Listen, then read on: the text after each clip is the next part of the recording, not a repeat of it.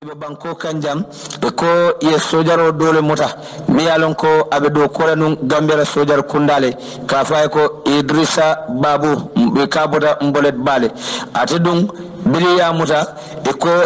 ala kulla mota ke jibe kala kulu kiskis ate dunya banko nyin kam bayri ka wudayta nunne ay wanya kabriya tomi ka parida nisi sunyalla banko nyin kam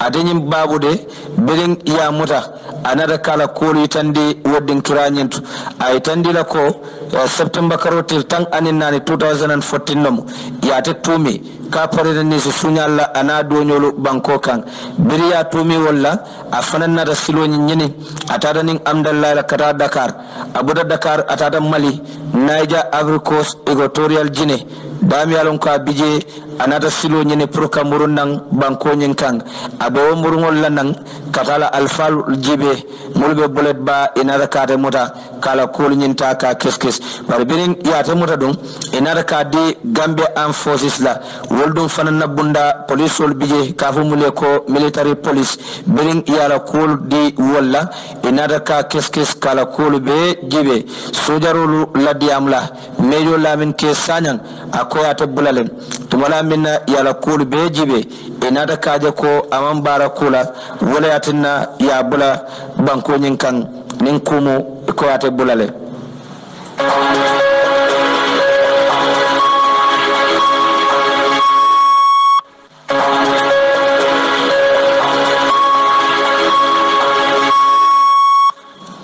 birimbororo mbariŋolu ñindo fanaŋ pa sirim boj e ko yate atel tata kidi buŋoto mi ye lon ko a keta sedol ti mo tanjaŋo moolu be diyam kaŋ ñim ye moolu min tuminuŋ koytol le barata mo fala ya jame jamano banko kaŋ ila kitiyo ɗum be ke kaŋ Banjul High Court le dami ye lon ko alpha diyamta je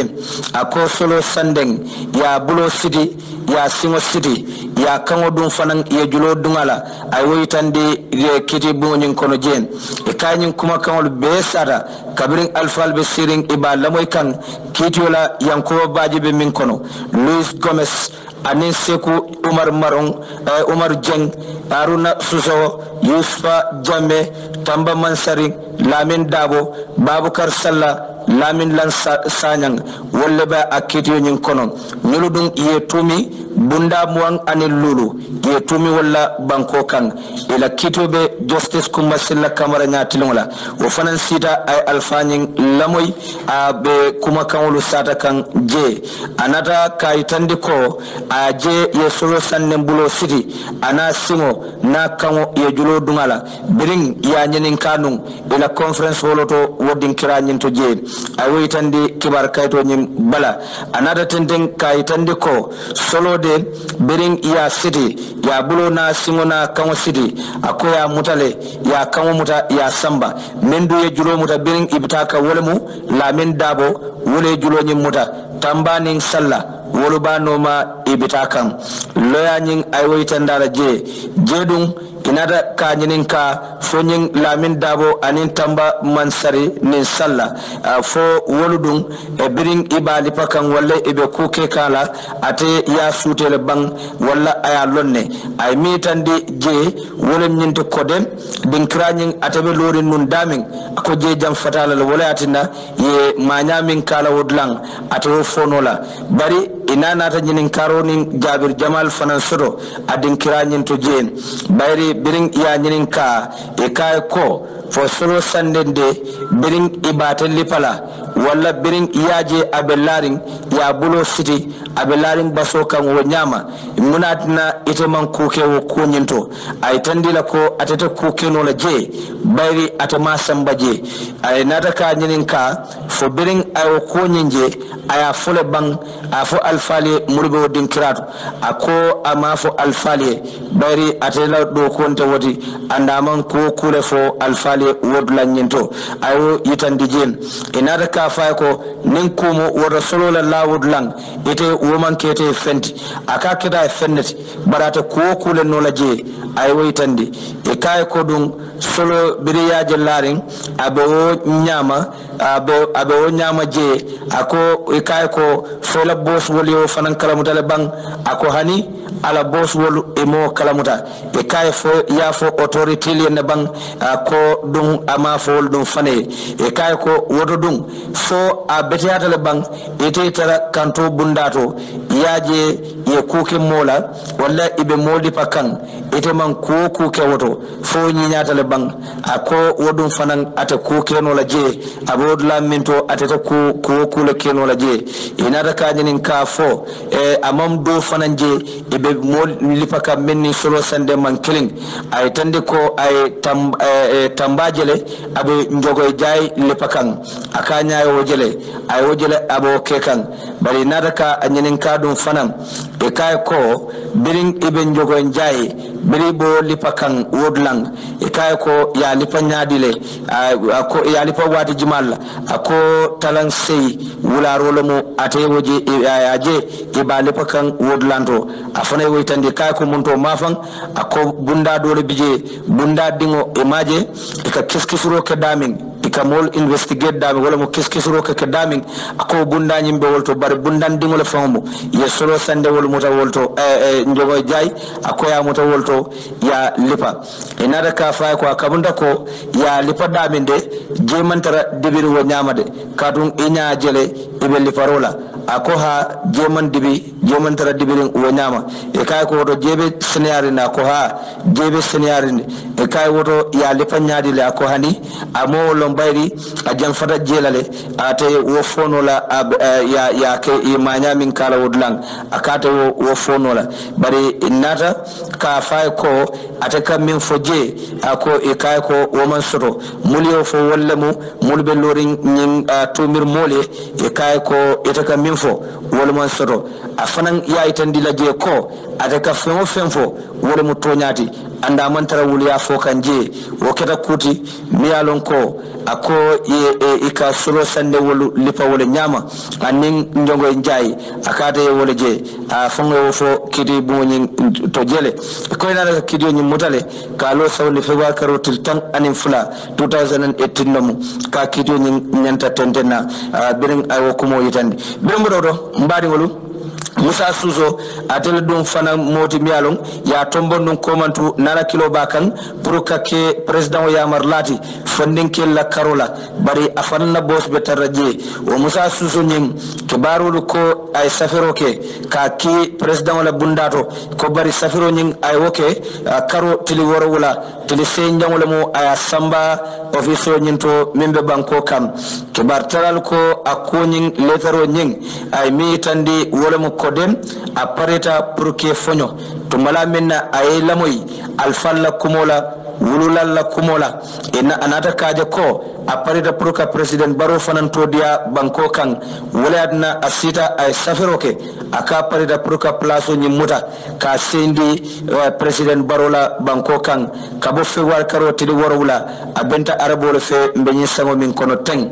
anada tenden kayitande ko president atani Musa Suso alani fonyo den kanada wati sudun kola kabiri yata tombon kake place ro diamo siata molube kumo sifa be fo kan banko kan biray woje dum afanan ko abe fonyolale amanta tentenna place nyinto e ko dolu fango bijede wolu ko Musa Suso ya ate ya tuminum banko kanne andi ya kitindi janne ko ye nyamolo mutabulu e ko dolu ko kuma sifal lefo ate nyin kaytolu balatarin bare kode ye do nyinin ka membe sawadere sukura sate kono woy mi tandi ako Musa Suso ate ya lonne ako Musa ni aja nyin place nyin sendi amam pare president baroto nondla annu fanan ayela moy alfallale wala adna ay place nyin sendi bara ko Musa molti mialon motilindi balemo andu Musa mole mati mialon ko anene manke sabar lati anene manke fang moti min se nyamo julaya banko kanjang wada ko abafla journalist solen ko nyin e kanadan duma bari ya kiskis ya jibe bake e ba lonnare mol kamen fo foto nyalo mo foto nyanteng ko Musa dun te kelaw moti bari Musa dun fango akafuda nun mol kan milyalon kodem wolmu alfa ballati mol ka kiskis roke nyin sira ma fengol la kola akodun wolu be lorin ko ko nyine kele Musa Jambe o kono le mbe bakaw anin Habib Drame wolu be ni Musa Suso do ko la nune banko kan ako Musa dun mole mati mi yalon ko anene man nyama saba ako ko nyin kita nyamin wore mo akaf nyoma do wodoma wore ko ay sunkudo do samba bila sunkudo nyim bulandi ate bita kan nun wo bita kan yundum pour kaji airport do je ako berin a bulandi woto e tada fo ifrata policeol lawdlang policeol nada satiro ko wala nyama ye nyamoje sunkudo nyin na bago kono bare berin ye nyamoji je ye tolu bele muta ye samba bare wodlang biri ye muta ye samba muso nyin ani Musa Suso tero doma wolu be ya ko inde police station oto ko Musa Suso mamma kula amon ko kula lon wo ko nyentu bare wo wato nun a tara Musa fanan jawol be fatiyarin baki e nata ka dendawala ka kolu wajabindi ke dundi moluda foynada Musa nyi mutaka asoron banko kan ko journalist solu mba fulale ko ale tenten ye kiskisiro ke pour ka ko nyin long a ko nyin tamata nyamin banko kan muso nyin membra sukura biriya nyin ka adefana wala fo kibar kay do bal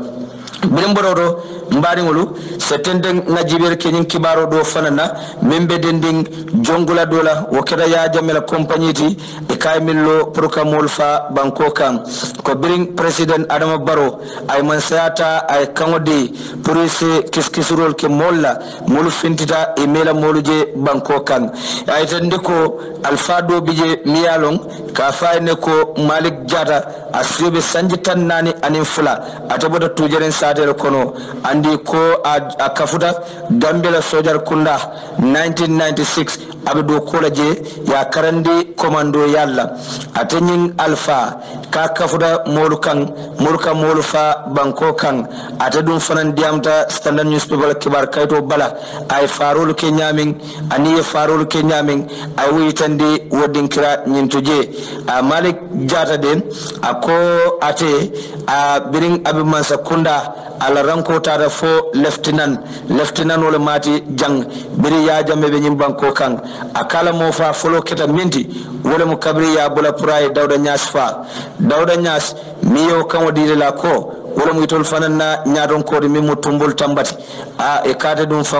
mantara kerim bari kode atele kanwode pour yenye nyasi fa akoy ko nyasi etol mo molleti mulalong e botal libiale inata nan nyin Gambia banko kanjang e be pariren pour ka banko nyin dundi nyoto anin ka ya jamela man sakunda ka kol kolandima biri yo fo etol yedum inata ka muta e koy nyasi nyi ka wala nyama ya samba ya bondi nun foma e ka fo dame ko foma plaza sindama membe birkama sate kono biri ya bondi woto inata ka nyika ka samba belen ya samba tumbul lieutenant colonel Sanam Manjang Aliou Jang ko ibebe moto konole bar tumbul lebe moto nyim borondi kan e tada fo ifutada airport kabring ifutada airport inata lo beri lota yo nyasi jindi doka fo ko nyasi mu idiotolti yo wonendiro kala je ya jindi wala nyama ya samba bering ya samba ya school ya londi moto yiro do bala beri ya londi yiro bala ko jelto mo yela kidolu mala inata ka abong ya tanyin kenno bu wala nyama ya fa beri ya fa afre fon e ko yotu jele itata kanilaile ako male ko amalong afureni nata kenyame anata tenten fanan kayitandi kiskis lalla mulube banko kan enibe maka nyola akode ndogo mbob ako fanan nafa min kera 2006 ay kulo wotola anda daba mol konole ay tandi ko wode nyin moto fintiolu wolle nyika ya dilela ako biring ya ditol la drong itol nata kanyika ya samba wonyam barako asubida ko ena elu wolle ya nyika wodlang ya ditolla inata ta wole nyama ya samba ya jamela kolongo dot membe ala gadino dolom kolongo le bije dami yalon ikamolu fa ye samba je ko Sanam Manjang beri fudara wota kidota aya bon aya fa inata ka bula kolon kono nyama jata yo yitande jata dun ko biri wo farol keta inata sawun baba jobla kordato membe kotu ibe num sabatri wolt bara ko bering ibije atiyaje ko nyim fallalu ila dolo mingo siata e kaccagol fanansa mananje ke lañoya aje ko nyinde misin me kende manjanda nyinkela ako jeltomo afanan katwaya membe tujereng wonata waliyo do sabu ani nyomoy balya sabu idambal tem jada dun nara kay tandi ko deda haydara dawa marena anin modolu muyalo ko sobita idabe nduru chamla kudita kono wol be ye fale samba ke bade Casamance lo wolo kono ni 2008 kodum 2008 afanan nata ka ala miro faling pour ka yang fo dani kaje ko ala se yang fay afanan ko abe danir kira mol bulu mol yalon ko walla dimba mol fata teng abe hakke danna abe daniro kila pour se yang fay ning atara ye kamo min foye pour yake anu nata ka amon betea ko be da akaba danir kira pour se yang fuye wodla nyend biremboro mbari ngulu se jibel ke nyindo fanana membe den Senegal la kadadam fula badola kabume ko Elas Diouf e ko yaate mutale sainteng abe maralo konole andi kabitala kidiola ko kibatal ya dante nyam atinyin Elas Diouf nyin kadadam fula ba molo mi yalon ko ya tumi kay kuke minni luwani sartul manta Senegal banko kan Elas Diouf dum e kode tal estal wodun kera alpha ba do mati mi alon wala be do kola economic social and environmental council akabe do kola wolto ay tande ko den yate ye kay wayala musole fu motola e ko dun naraga kudi mi alon amandi yate ay woslandi kaba falal fang ka kuma jamal fama wodland e to laaje ko mkuti mi alon anil wal walid anin e kode restaurant do fanan bije atata wo restaurant to le ay kuma jaw fo wodlanto kode do kulal mul bije wol be yo ko nyin fon to nyandi e sonta ko nyin na jele mbadi ngul be min kala wolum bita kankular sudum wala nemurun tanan se kibaro dol fanan jibali lalu dinding keba muskafu ke ngal konton Star FM radio to tan kono doni worolum tompo woro alnal bari malo isfadabo baylo bari wole benye ku masingodo mbadi ngulu na dunia fele kibaro sita mi alon ko alaj sadio bar wala ka sambanan dimas wo dimas ni nyowato sita bara bulo mutata dol fanam bi be kato dam be kala pour kaje ko se kibaro sindal ko la mulkata dunia kono woto mulbulo ba koto wole mu SNS properties Yuna Forex bureau aning smart GSM wala bulobe kibaro nyin kodo kondo kibaro to bi albe min moyla UDP kunun ya boyle kato poto jodo bir kama sate kono dami alon ko ye tari ko tuje akibaro nyin alba sodla Musa Suso adadum fanan ko ap ay fonyola sai ye makamo min diala banko nyin kan albo kibaro fanan sodla police solu e koy dolle mutanu muli alon banko kanjang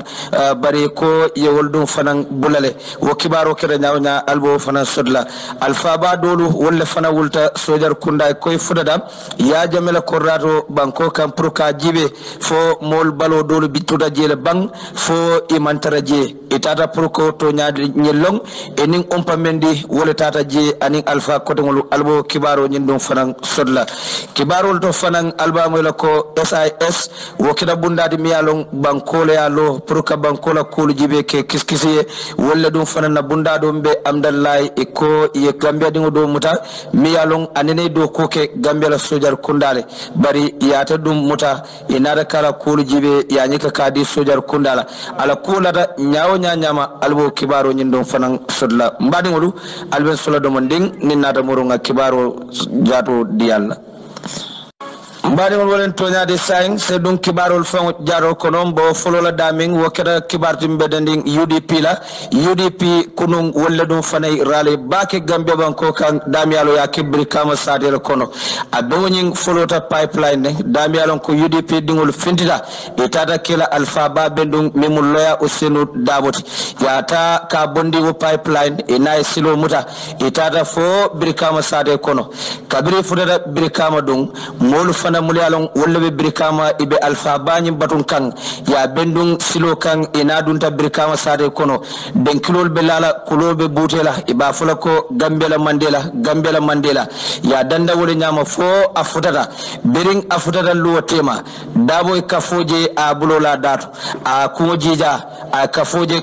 ya silam aka kontanda bak a sewota a jita wole nyama a tata molube siring alfalube daming ay bulo didela ibe killing ay be konto wole nyama ala sidulata wo alfalu muluma beta a bengoto a be wol kono Amadou Sane memo ministre di membe dépense la ko jibe kan anin fanko banko kan député mulyalon ko UDP la député lumu wolbe dum fanam mabeta UDP la député party leader a fanam mabeta bengonyinto alhaji Dembo Bay Force a mabeta je Lamin Cham wodum mabeta president o toyala wolbe mabeta a bengonyinto a sobilu mulutata asia jawta anin dum fanan tisatolu sifalu e bemu yeloti wolbe jurumata sele birkama sade kono jele dami alon ko birin alfali sirawol ta e nadaka kuma kanwol jindi woden kiranyinto je kuma lalu jamalu diamta barimba folola minna o keda Umar Drame atemu fonyin koloti min diamta fonyin kolu toyala bengonyinto ay lodula yitandi ibe mintala UDP patiwe anin fonyin kolu ben nyadile nyin carte fo min nyanda sodla kansulol tema banko kan ay tande ko fonyi jede ye kontano nin jusla basoto bardula killing memo kansalati wala mu ila kolya dati bari ba katala dum fanam pour kaje e sodla nyin dum fanam be manan kunno Umar nada tenten kay tande UDP dingol la ko momo yalon ko ibe UDP pati kono e be nyanda kalon ko UDP pati baraka malt pati bambanding anin pati balam momo dum fanan e plaso nyika ka dile la UDP pati kono ko be nyanda kalon ko pati nyin na plaso wala warta e de fon komoti Umar dum yewo yamaro di anata ka pati dingol be yamari pour sello ye nyokano ye lo nyo fe pati ma ko pra yurwa ay nyaadota soton diam la do fanan diamta memo Lamin Chamti ya ta dum fanan kili a diamta je mi alon ka diamta president otoyal Lamin Cham dum kabrabe diamla ay mi tande wolam ko diamo siada bake banko kan akomol la kuma ken samolu e siada sokorani tata nyin jamal laman kaytolu bala ako siada bak akaba fula Gambia dingole ani UDP dingole ye kumolu tala ye lo patio fe prokaje patio yurwa ay nyaadota soto Lamin Cham ko baro mimbe siring mansiala banko kan molo mialon ko den abota UDP patio kono anda yitande ko baro molti mialon anenete UDP patio jamfala bayri UDP ala ne watela bake nyimman sakunda koto akoni ajibe mol mialon ko wollebe do kola man sakunda la place balto wol be mu UDP dingol lati wota ko UDP dingol nyanta nganyala e nyante sanyo nyikala dawoda ko tolde imu pati balati banko nyin kan Lamin Cham ko ning atare tol parita pati kudol lola banko kan min kafo akom hasidi kumol lati don bari etol man pare pour ka pati lo banko kan ako hana tara wol dum fawo be kala atamanta tarra ye state house akamanta tarra je bari atabe UDP le nun anno UDP wora ata siwo place nyinto woto ate dum manta sonna kula membe pati nyin tinyala ako moli diamo tala diamol kasia bak Lamin Cham dum yewoitandi bengo nyinto jem Dembo Bay Force ya fanan kumandi adiyamta je a telemo special president advisor dino la karola a fanan diyamta bari janning aka diyamu kafo molu wulta iba fala ko Dembo Bay Force bayri ko nati afo daming aka jele muta abuka bay wo Dembo Bay Force kabirin tantangulu data kontano nin jusula ay munyota anata ka kalmolu jindi je ay tande ko UDP mpati balati banko kan ako to do UDP dingolu e nyanda ka kada yeke kilenti ako e nyomuta doron ako nyim banko be nyamin e tol be alone ko UDP ya kada bak bayri niajibe ko tolle preto mandiro ke president Barola abota UDP patiolto andung inada ka ki atata convention oto biring atata je patiol lota anata gagné a gagné ta je anda katel dum famu ko convention nyim fawla chairman woto aden Dembo Bay Force ay tande ko president Baroning Adamo baro president baroning lawyer Ousainou Dabo ako ko kulata wolu tema banko kan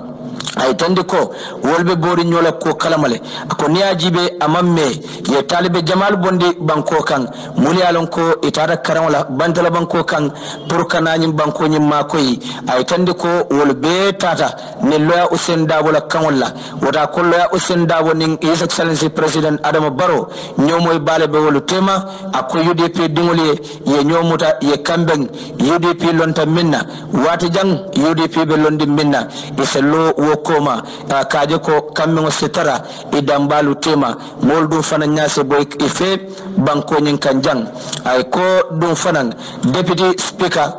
deputy party leader aja yam sek afanan diam taje ala kontano nala jusla yitandi ay tandi ko UDP de etol mumo kilingol leti afanan ye yamaro de yundi UDP dingolla ako kilimba min beje eso muta yo bambandi nyomo ni fahamro min be tema eso de nyola ye nyobunya njogoy jay afanan diamta ate multi mialon ko ay kolya ku baltaki banko kan afanan mabita wo bengo nyinto adiamta ay fo pati dingoli ay pati yoni minsa yurwandino aniyeke kelenti ate wo denkra nyinto je diamla do fanan diamta min boda tuba banko kan abe gambe jang diaspora toyala afanan yayi tande ko gambe dingol nyanta lola yeke kelenti ay tande ko den ni pati yoli jibe banko kan ko UDP lam pati baraka mati patio mi alon ko moso bulano afe banko yurwa anay nyaatota soto wota ko banko dingol min bijang e kana sembo beñi ka kadi man sa kundala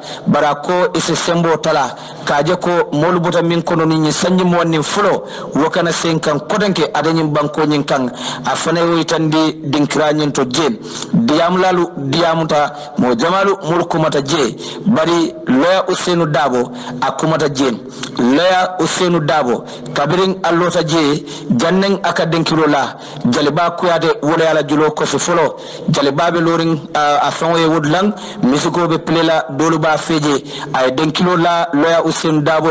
anen don fanan gambia kato minke ay proka bankota ka bondi ya jamme bolo ay wojuro kosi do denkira nyin to jen berin jaliba denkilo la wo kolale mo musolbe kumala mandela be kumala denkira nyin to enada loya Ousainou Dabo bula pray kuma molla woden kiranyento loya Ousainou Dabo ala diamo folo kamolu tento ke jayi muli alon ko wolle fintita inada mabe mitugala ay moldum fanan tento ke jayi mol keda birkama la branti mimbe loring UDP ay wolu tento bak ay jayi ye lomin ke woden kirado prokaje bengo senyinya bengo yekeku soko singatem ay wodum fanan tento bake aya jayi ay tende ko molamu mi alon a kata bak ana do nyolo mol belota prokaje bengo yenyinya wo nyama ani muli akata ka UDP la bandero bondi kabrim birkama sate kono for pipeline ay wol do fanan betentu ay jayi wodin kira nyinto je loya Ousainou Dabo dung nato kuma UDP dingole mol be wodin kira nyinto ala kumo nyin jamfata num bak bari ay min diamu atata la fo montoro minute tan saba loya Ousainou Dabo be kumala pati dingole a folo minna aka kita kontano ni sewot ako bayri niajibe itolman kuma jama sodo isamin fono mitingot ko nyanta min fola moli wo itandle ila mabe inata minna wodin kiranyento ay tande ko keta kuti mi alon ay kontan bake ay jusla loya Ousainou Dabo nada kay tandi pati dingolla pour seke kilenti ye lonyo fe yaje pati nyin ye yurwa ay nyato ta soto ay tande ko UDP pati la mi alon ko ameta kan Gambia janne kabrin December karo ibe kor la pour kaje banko sa fon tarano nyam bra itande ko sainomo UDP nyanta nganyala ila bandero la sainomo UDP nyanta kaje ko jatol la muyti ke kendol la muyti awoy tande wodin kirato wota ko UDP dingole ibe ke kilinti ye nyomoy ye nyo faham kad ayta banko eta nyato ay tande ko president o mimbe siring memo president Adama Baroti abota UDP le atata coalition akobari ni ala chosano nala yajibe abota UDP le wada ko UDP dingole womo nganya balati loya Ousainou Dabo nata tenden kay tande UDP dingolla ko député carte fawo a fotale anu UDP ko ya kele wada ko aba fula UDP dingole mfele nga nyatiling nyin local quartier fain dingola minyanda kala député tema minyanda kala councilor tema anemmeol tema banko kan ay tande ko abe lafila ala councilolu UDP momo londi banko kan wolo be yesira nyin ganye anada ka fo fana meoli momo ya lonko ya tele londi ako alafta pour woldo fana se ganye UDP toyala ako ni wokeda de president barobe sirim baraman sembe ako bari na ganyeta walla abe silale anda be sembelal dum faran loya dum yewoytande anada kaya marodi pati dingolla akaba fule ko nim patiyo momo tombong pour way tambi UDP bandero nyato kanyi sirangolu nyini akaba fula pati dingole isebulano kan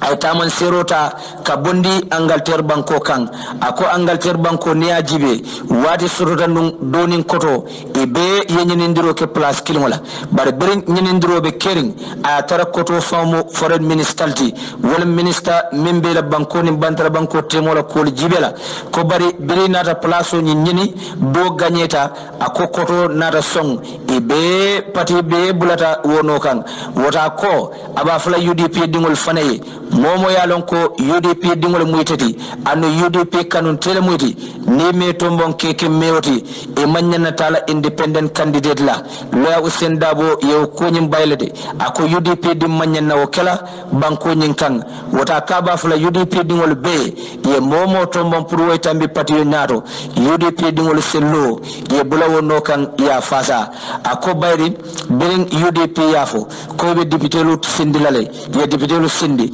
wota ko UDP nyanta ka kada fanan nyin carte faw membe kala nyel tema teng ese sidan Jamal gagné loya Usain Dabo yewoytande akor niajibe UDP wolle député nyika kadi Adama Barola député bunkono anibe siring ibe do ko kekan anyama wota ko dum fanan nyimmeo carte faw o fanan kumaral ko député carte faw be nyami bayri ni gagneta woto drong wobe president Baro ma ko la animan sa kundandingol be do ko keno la nyami ese do ko nyin keno wo nyama ning ala sonta soma be do fanan sambala na lene kibaro nyendu birembo do mbadi ngolu setende ngaji berke nyin kibaro do fanana membe dending tanko bunda mulla mulu botanum banko bota jang itata kanilai e ko biring ifudata je itata isaksal itata